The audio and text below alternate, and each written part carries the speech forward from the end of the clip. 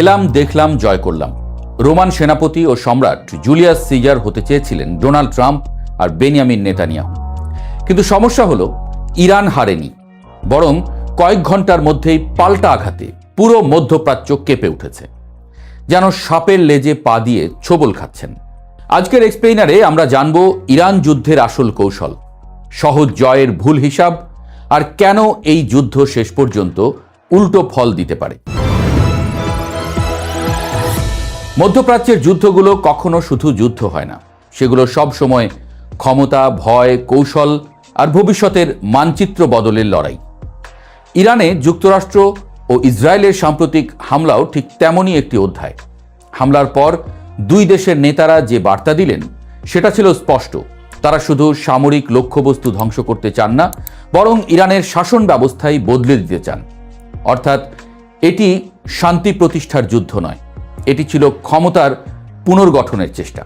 কিন্তু এখানেই শুরু হয় সবচেয়ে বড় ভুল হিসাব।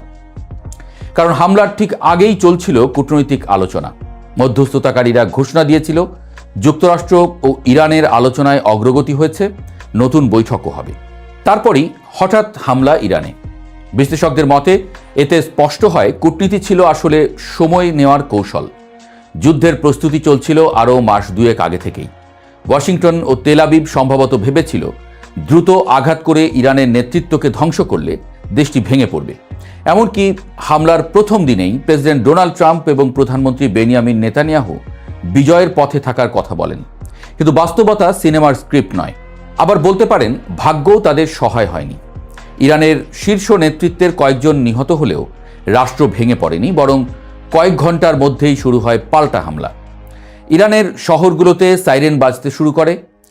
শুধু তাই নয়, একই সঙ্গে ইরাক, কাতার, বাহরাইন, সংযুক্ত আরব আমিরাত এবং সৌদি আরবে যুক্তরাষ্ট্রের সামরিক ঘাঁটি লক্ষ্য করে ছোঁড়া হয় ব্যালিস্টিক ক্ষেপণাস্ত্র, ড্রোন। এটা কোনো আবেগী প্রতিশোধ ছিল না, এটা ছিল প্রস্তুত পরিকল্পনা। মানে ইরানও আগে থেকেই ওয়াকিবহাল ছিল যে হামলা আসছে। এই মুহূর্তেই যুদ্ধের চিত্র বদলে যায়, কারণ যুক্তরাষ্ট্র বুঝতে শুরু করে দ্রুত জয় সম্ভব নয়।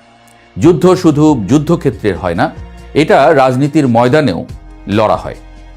মার্কিন জনগণ নতুন বিদেশি যুদ্ধে জড়াতে আগ্রহী নয়। জরিপ বলছে মাত্র 1/4 নাগরিক ইরানের বিরুদ্ধে সামরিক অভিযান সমর্থন করেন। অর্থাৎ যুদ্ধ দীর্ঘ হলে চাপ বাড়বে হোয়াইট হাউসের উপরে। ট্রাম্প সাহেব এখন এক কঠিন দ্বিধায়। যুদ্ধ বাড়ালে দীর্ঘ সংঘাত, অর্থনৈতিক ক্ষতি, আবার পিছু হটলে দুর্বল নেতা হিসেবে পরিচয়। এ যেন শাঁখের করাত। আবার সামনে মধ্যবর্তী নির্বাচন। যুদ্ধ ব্যর্থ হলে রাজনৈতিক মূল্য দিতে হতে পারে রিপাবলিকানদের। ইতিহাস বলছে দীর্ঘ বিদেশি যুদ্ধ প্রায়ই মার্কিন প্রেসিডেন্টদের জনপ্রিয়তা কমিয়ে দিয়েছে। আচ্ছা, কেন সহজ জয় ছিল ভুল ধারণা? প্রথমে বলি, ইরান ইরাক বা আফগানিস্তান নয়। দেশটির সামরিক কাঠামো তৈরি হয়েছে দীর্ঘমেয়াদী প্রতিরোধ যুদ্ধ মাথায় রেখে। তাদের কৌশল সরল। প্রথম আঘাত সহ্য করো, নিজের শক্তি লুকিয়ে রাখো, তারপর ধাপে ধাপে পাল্টা আঘাত করো। ইরানের ভূগর্ভস্থ মিসাইল সিটি, ছড়িয়ে থাকা কমান্ড কাঠামো এবং প্রক্সি নেটওয়ার্ক সবকিছুই এই ধরনের যুদ্ধের জন্য তৈরি। ফলে নেতৃত্বে আঘাত মানেই রাষ্ট্র ধসে পড়বে, এই ধারণা বাস্তবসম্মত ছিল না। বরং প্রতিটি হামলা আঞ্চলিক সংঘাতকে আরও বিস্তৃত করেছে। রকেট হামলা, উপসাগরীয় অঞ্চলে উত্তেজনা, তেলের রুট হুমকির মুখে। সব মিলিয়ে যুদ্ধ এখন শুধু ইরান ইসরায়েল সীমানায় আটকে নেই। বিশ্বের প্রায় 20-30% জ্বালানি সরবরাহ হয় হরমুজ প্রণালী দিয়ে। ইরান ও তেলের ত্রুটি চেপে ধরেছে ভালোভাবেই। তাহলে যুদ্ধ শুধু সামরিক থাকবে না, অর্থনৈতিক সংকটে পরিণত হবে। তেলের দাম বাড়বে, বিশ্ববাজার কাঁপবে, চাপ বাড়বে পশ্চিমা দেশগুলোর উপরে।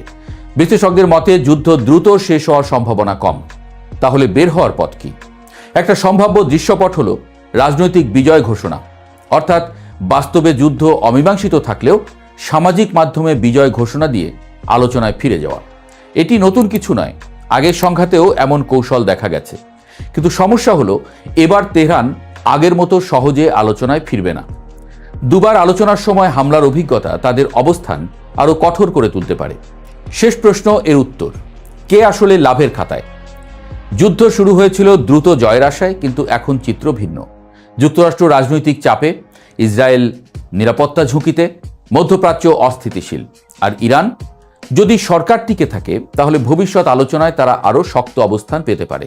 অর্থাৎ আজকের সামরিক আঘাত হয়তো আগামী দিনের কূটনৈতিক শক্তিতে পরিণত হতে পারে। ইরান যুদ্ধ আমাদের আবার মনে করিয়ে দিল, যুদ্ধ শুরু করা সহজ, কিন্তু শেষ করা সবচেয়ে কঠিন। এখন পৃথিবী অপেক্ষা করছে একটাই প্রশ্নের উত্তরের জন্য, এটা কি শেষ সংঘাত নাকি নতুন বিশ্ব সংকটের শুরু হলো এখান থেকে?